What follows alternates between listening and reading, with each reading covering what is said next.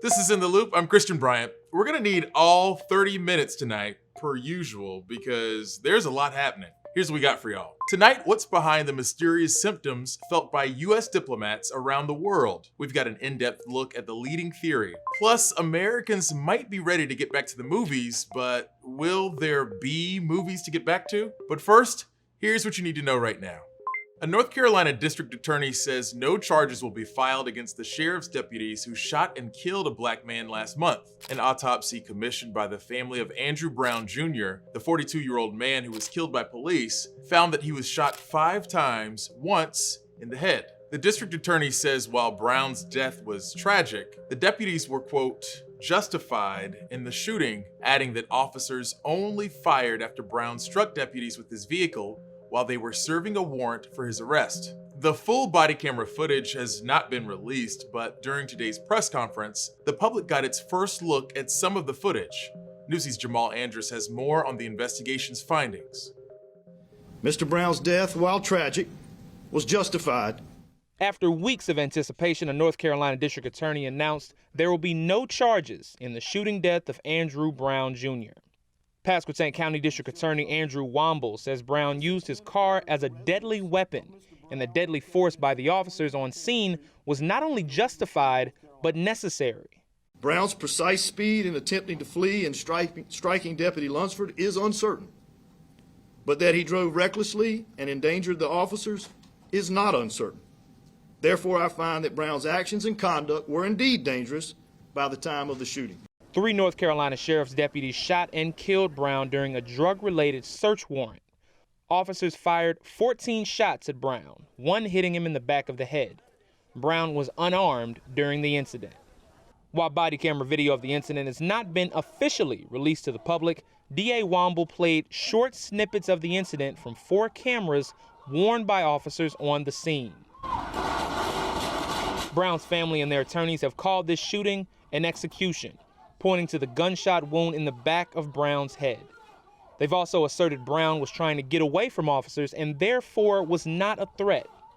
In reaction to the announcement, the Brown family's attorneys said in a statement, "To say this shooting was justified despite the known facts is both an insult and a slap in the face to Andrew's family, the Elizabeth City community, and to rational people everywhere."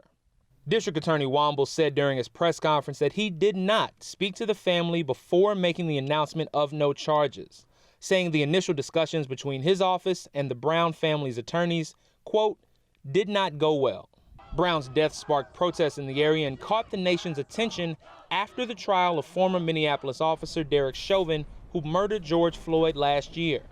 Civil rights attorneys Ben Crump and Reverend Al Sharpton spoke at Brown's funeral. The FBI has opened a civil rights investigation into the incident, which is ongoing. Jamal Andrus, Newsy. Justified or not, this year alone, the US has seen more than 380 deaths by police, according to Mapping Police Violence. Brown's death came just on the tail end of the Derek Chauvin trial, in which the officer was convicted of killing George Floyd. While that guilty verdict was surprising to many, some experts don't think it will mark a changing tide in policing. Officers are legally protected from lawsuits because of things like qualified immunity. That protects government officials, including law enforcement, from liability in civil suits unless they clearly violated a person's constitutional rights. The George Floyd Justice and Policing Act, which was introduced in Congress earlier this year, aims to get rid of that legal shield for law enforcement officials. But even though it passed in the House, the Senate hasn't taken it up for a vote. This week, the House will vote on the creation of a January 6th commission to investigate the Capitol riot. It'll be similar to the one created in response to the 9/11 attacks 20 years ago. The panel will be made up of 10 members coming from both parties, looking at what led up to the attack on the Capitol and ultimately putting together a report on the attack with recommended actions by the end of this year. Commission members will have the power to issue subpoenas so long as the chair and vice chair agree or with majority support of the commission. Today, the House Minority Leader, Republican Kevin McCarthy, came out against the commission, calling it duplicative and potentially counterproductive. Some Republicans argue that the scope of the investigation should include other protests that happened before the January 6th riot. The House could vote on creating the commission as early as tomorrow, Wednesday. Meanwhile, lawmakers are also considering beefing up Capitol security. Last week, a bill to spend nearly $2 billion was introduced in the House. Newsy's Alex Miller is on the Hill with more details. Hey Christian, House Democrats say preventing another insurrection is going to cost a pretty penny, nearly $2 billion. That money, though, isn't just for future attacks. It's actually partly a bill from the January 6th attack itself. The House Appropriations Committee is asking for more than $500 million to repay the National Guard and Capitol Police for overtime, equipment, and more. Democrats say D.C. itself is owed $67 million just for the costs it incurred that day, plus millions more for other agencies that have had unexpected costs as a result of the insurrection. They say the bill is nearly $40 million to pay for damages to the Capitol on January 6th, and they're also looking ahead to future planning to the tune of nearly $1 billion at the Capitol alone, adding more security, fencing, upgrading windows, doors, cameras, even creating a new quick reaction force in addition to Capitol Police. House Democrats are also asking for more member security, which the rank and file members don't actually even really get right now. It's unclear if Republicans in the House or the Senate are going to end up supporting this. Christian? I've seen a lot of unholy things on TikTok, like chicken recipes that don't include a lot of seasoning. But some people are using the platform to actually explore religion and spirituality.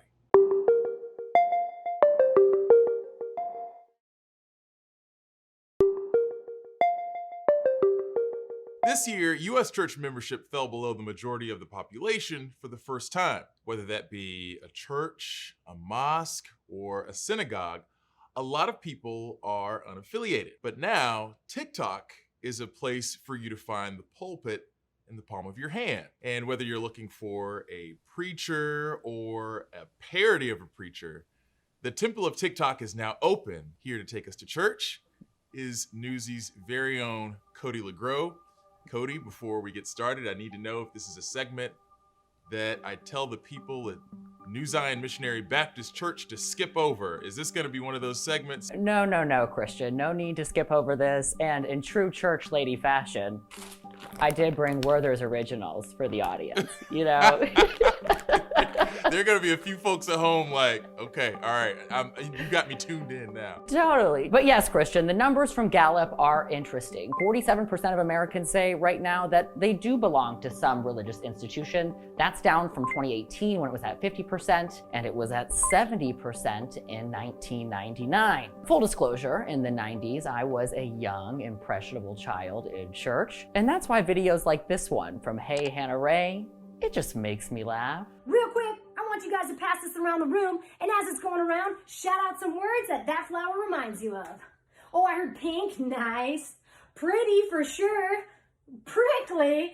Come on, Connor. I mean, sure, it's got some thorns, but hey, don't we all? I've held that rose before, okay? So the range of religious TikToks is something. You've got people like Abraham Piper who are kind of critiquing the teachings in the Bible. And then you're seeing these stories where people are finding spirituality and religion for the first time on TikTok. Videos like this often pop up on Jarvis Durrell's Instagram page. Some background on Jarvis: he was raised Pentecostal in the Deep South, and now they are a writer living in New York. And he's curating these religious TikToks, and the viewership he's seeing on his page is taking off. I grew up in it, but I loved it, even though it was traumatic, even though it was like, church. Awana's was lit, okay? Yes.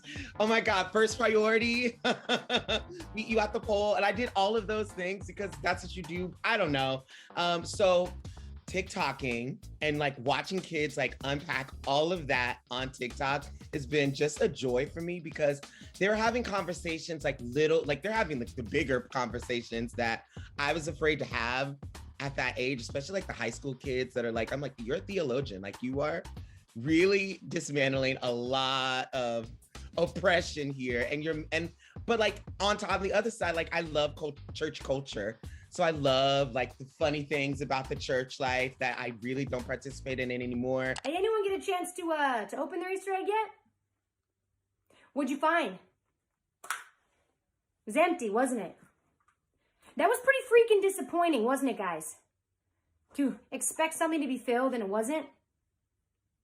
Well, that's how Jesus feels about our hearts, guys. What do you think it is about TikTok that kind of removes that stigma to talk about religion? And I think allowing you to laugh, and then you think back like, oh my God, like I do remember that when I was growing up, because I think it was so fear-based, and it was so, I don't necessarily think it was my decision, as opposed to now, I'm a grown adult, I choose. So Christian, I could talk to Jarvis all day. TikTok is connecting people, and it can make a spiritual journey a little more personal, a little more positive, a little more relevant to people living in 2021. I want to jump out of this before I'm blaspheming. So thank hey, you, you and me both. I'm sweating a little extra today in this one.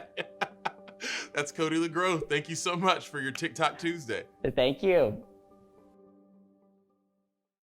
We might have reached the turning point in pandemic-era entertainment. After a year of uncertainty about when and where films will be released, some studios are putting their films exclusively in theaters for the first few weeks of release. Newsy's Casey Mendoza takes a closer look at the current landscape of the film industry and the return to movie theaters. Get it.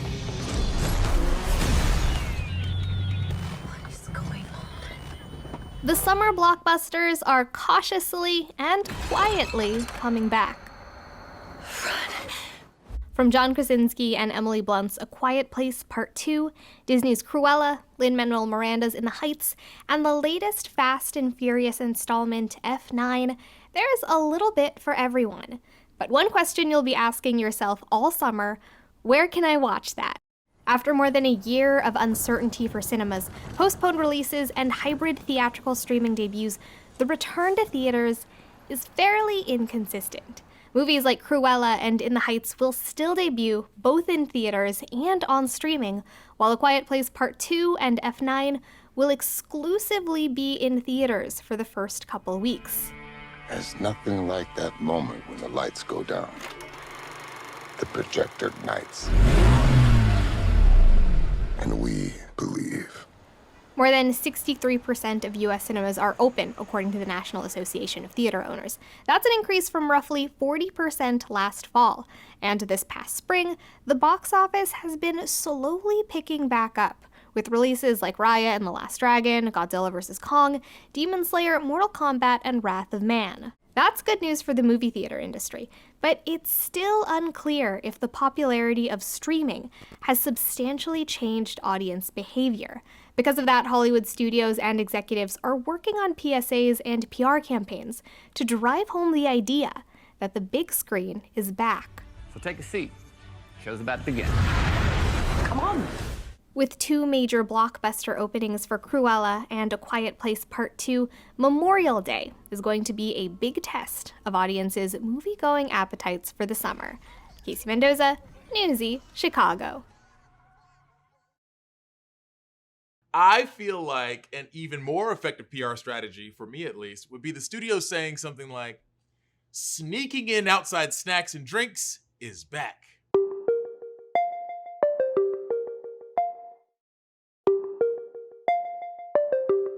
Dozens of U.S. personnel working overseas have said they were injured in mysterious attacks that started out the same way, hearing a loud sound and feeling intense pressure in their heads.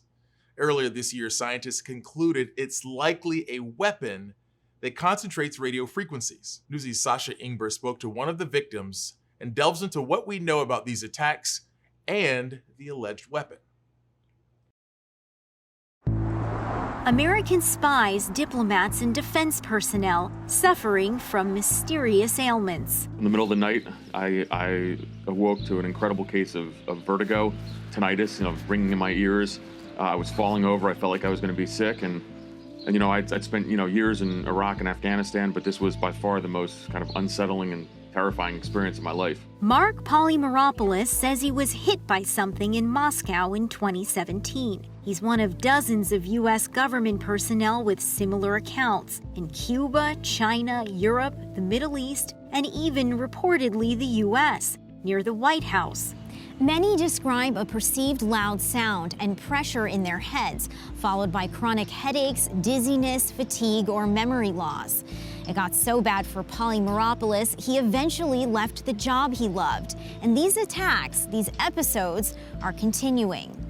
So the last attacks that I'm aware of against U.S. personnel that have not been publicly reported occurred overseas within the last few months, maybe even the last few weeks. That's Mark Zaid, who represents 12 people from the CIA, NSA, State and Commerce departments, where they say colleagues accuse them of fabricating wounds. But this document shows the NSA had intelligence in 2012 about a hostile country using a weapon to weaken or kill an enemy over time and without evidence. Another document says counterintelligence experts speculate the hostile foreign power had the capability in the late 1990s. But Zaid says awareness traces back even further. We've come across evidence that dates back into the late 60s, early 1970s, that these types of attacks were known or at least going on, and we were trying to prevent them. Last year, government-commissioned scientists said the injuries are most likely caused by directed energy, pulsed radio frequencies that can silently injure the brain. And a senior government official tells Newsy the attacks look personal, thought to have a maximum range of 50 to 100 yards. A portable device, likely targeting people from inside a vehicle to avoid detection. One of the advantages from the standpoint of the user of this weaponry is that it's basically no touch, no trace. The first researcher to tie people's injuries to radio frequency radiation in a peer-reviewed journal, Dr. Beatrice Galome tells us an unclassified workers' compensation report showed a family member of an ill diplomat, medevaced out of China, even measured radio frequencies as they were occurring. Do you feel safe here right now? In some ways, yes. In some ways, no. I certainly have to take some security precautions, but ultimately, I think it's really important that I speak out on this. Security sources tell Newsy Russia is the leading suspect, but a spokesperson at the Office of the Director of National Intelligence says there is no definitive information about the cause and no conclusion of whether a foreign actor is responsible. You can't ignore this problem because it's still happening. Newsy contacted a scientist who did seminal research on pulsed radio frequency energy. Alan Frey raised the possibility that the aim is to simply eavesdrop, not injure. A multi-agency task force is looking for answers. From Washington, Sasha Ingber, Newsy. If you haven't done so already, feel free to reach out to us on Twitter using the hashtag NewsyInTheLoop. We're coming up on 1 year of ITL, so hit us up and let us know what you like, what you don't like, and maybe what you'd want to see in year 2. There are no bad suggestions, just ones that we'll take into account and others that are more useful at the bottom of a trash bin.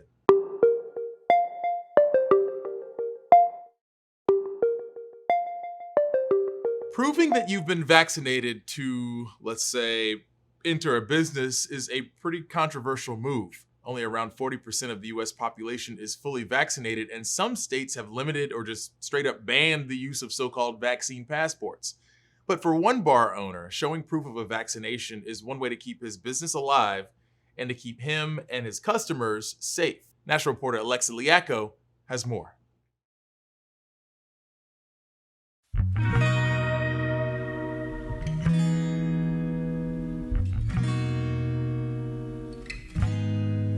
In a bar meant to be crowded, a place meant for connection. We don't do screens, we don't give out the Wi-Fi password. It's been a year of loneliness and loss instead. We're still barely hanging on. Hanging on to a business Marshall Smith took over just months before the pandemic. There were definitely days at a time where, we would not get an order, and that's depressing. Bar Max was able to survive by packing Marshall's unique cocktail creations to go.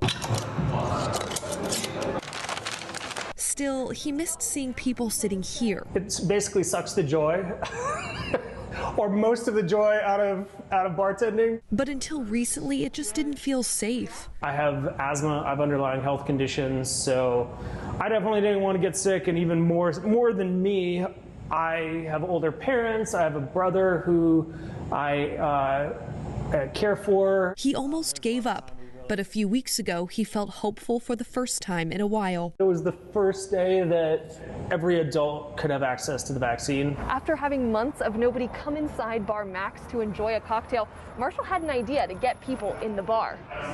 Every time you come in here, instead of just flashing your ID, you'll also need to prove that you've been fully vaccinated to stay inside. All right, so I see a vaccination. The vast majority of people have been very supportive. They want to show proof. They're excited about it. They're happy to be at a space where they can actually relax. And now Bar Max today looks like it did before COVID-19. You can come in, sit inside, and be without a mask. And I thought, well, that sounds wonderfully normal. I would love to experience that again. This sign of the times bringing the bar's tradition of togetherness back to life. Here's to guilt of the sun. We were just talking to this young gentleman, and that's something we haven't been able to do, like talk to other people spontaneously in the community. Marshall says not everyone is supportive. He's gotten plenty of backlash, but it won't change his mind. I have zero concern that that's going to lose business for me. And I am absolutely keeping people out. I'm keeping people out who are potentially a threat to the health and safety of me, my employees, and my customers. He hopes in the months to come, more places will embrace a vaccine passport of some kind.